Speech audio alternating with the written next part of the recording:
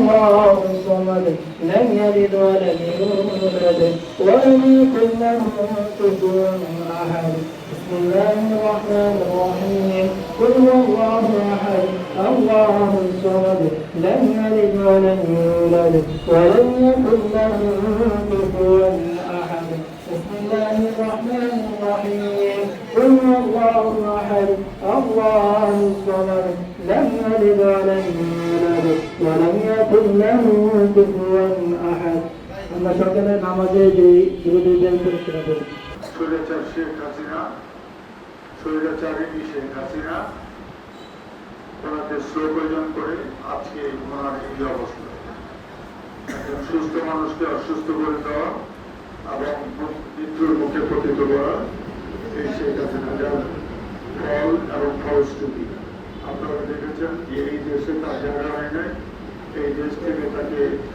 পালাতে বাধ্য করেছে এবং তিনি শুধু না তিনি জানতেন যে তিনি পালাবেন তাই তার আত্মীয় স্বজন যত আছে শুধু নেতা কর্মী যারা তারা অনুসারী ছিল তাদেরকে রেখে তারা পালিয়েছে তারা আজকে মহা সুখে পৃথিবীর বিভিন্ন প্রান্তরে তারা আরামায় এসে জীবনযাপন করছে অথচ তাদের অনুসারী যারা ছিল তারা আজকে নানাবিধ রোশনারও করছে এরকম অবস্থার মধ্যে তার পাপের যে ফল সেই ফল তিনি ভোগ করছেন আশা করি এতে আরো বেশি দুরবস্থা তার হবে কিন্তু সবচেয়ে মুখ্য বিষয় যেটা সেটা হল যে আমাদের দেশমাতা বেগম খালেদা জিয়া যিনি আপসহীন নেত্রী গণতন্ত্রের মাতা এবং তিনি আজকে অসুস্থ তো উনি যদি থাকতেন উনি এই বাংলাদেশের একজন প্রতীক উনি শুধু একজন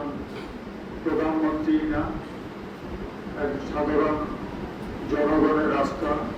প্রত্যেকটা মানুষের রাস্তায় দেশের রাস্তা উনি কোনো ব্যাপারেই উনি আপোষ করেন নাই তাই আজকে এতগুলো কথা বলার প্রয়োজন পড়লো নাহলে হয়তো আমি এতগুলো কথা বলতাম